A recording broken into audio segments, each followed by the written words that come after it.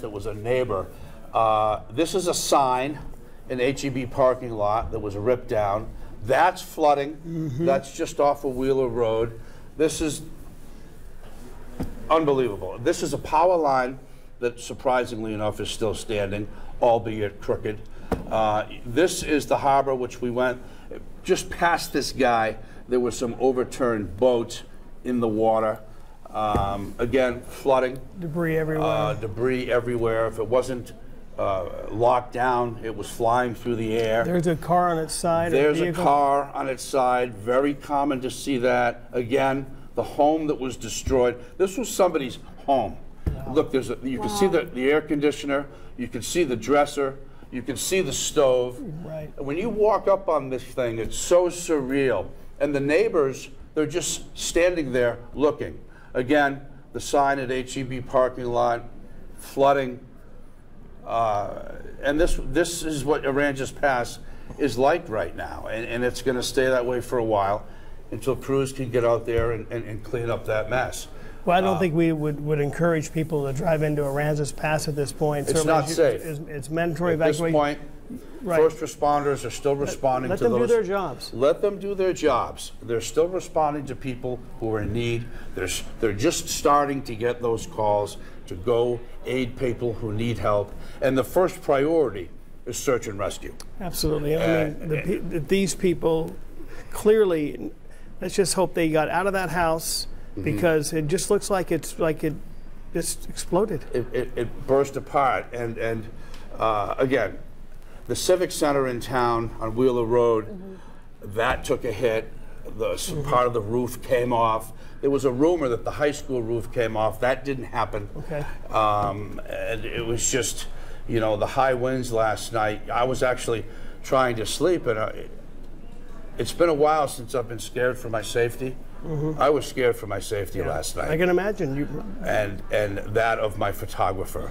And those first responders, they kept us calm. John, is that like a truck, like a U-Haul truck or some kind of, and those are a little heavier than your typical vehicle. And it's sitting there on its side. Do you know how strong of a wind it takes to knock something like that over?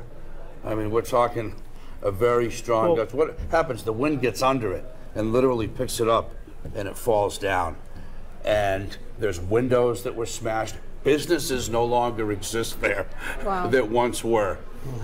We're talking about a town that completely needs to be rebuilt. And the chief actually told me to send a message to the people that if you can help the community in any way, it would be greatly appreciated in this time of need. He is doing, Chief Blanchard, everything he possibly can to help the people in that community. And his police officers and those firefighters, they're doing a great job. And sometimes we take these guys for granted, but it is during these times where we realize just how special and how unique they are, and dedicated, and how they make a difference, and how they sacrifice their own well-being for others. And well, we're glad you're safe. We're glad you guys made it back okay. We're looking forward to more images and from Aransas Pass and other, we have some more video we want to show that we have not shown yet, that maybe you could talk over as well. This is some fresh this is in the middle here. of the street. I forget the name of the street because they all look like this. Right. I had my photographer. We were just riding around town, and there's the truck overturned. Flooded areas. That's another truck overturned in a flooded area. Again, street signs. You can see the tree behind in front of the home. All trees were literally uprooted. Not all, but many. Okay, this is a rental truck in a parking lot. The windows smashed because of the ferocity of the winds.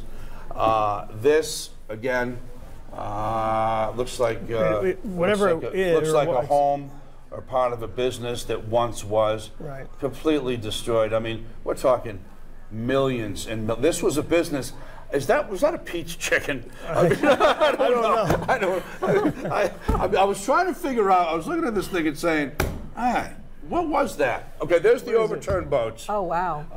I believe those were shrimp boats that were overturned, and one of the guys was telling me, you know, I rescued those guys out of the boat, and We were just all over the place. Again, look at this. So John, since you guys were driving around before y'all came back today, for people who may just be waking up or thinking, well, let me go see what it looks like around town, what would you tell them? Don't go there. I mean, there's power lines in the middle of the main thoroughways. You get off of 35. Power is out. Again, it's going to be weeks before power is restored to that community.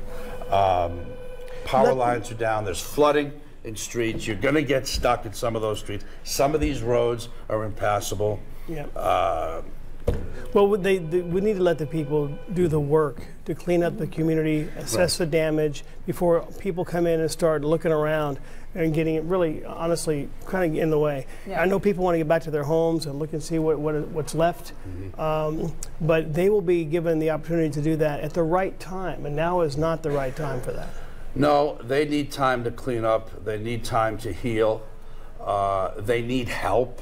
What kind of help would you say? Well, I think they need state and maybe even federal help. I think that you know, FEMA? the governor declared a state of emergency in what, 30 counties, communities? State of disaster. State of disaster in the state of Texas. So I think that Aransas Pass is probably going to be earmarked for state and even federal funds, if you know, it seems that would be the way to go to help that community. Yeah, and we have, you know, adjacent communities. We haven't even seen anything from Rockport, Fulton area yet, and I imagine it'll be pretty much what we've been seeing coming out of Aransas Pass. John, I know it was a long evening for you. It was difficult to have to go through this, but this firsthand reporting, it takes us right there and gives us a real true perspective, not only of what you went through, but what everybody else went through. And the fact that you're sitting here right now where we look at a house that's completely destroyed, in and of itself is remarkable, because surviving these storms, when you write them out, you're always taking a chance. And those of us who do what we do for a living, putting ourselves and the first responders in harm's way, it's not an easy thing to do. So God bless you for coming back and being safe and bringing those pictures, my friend. Okay, Joe. All right. Thanks, John. Thank you.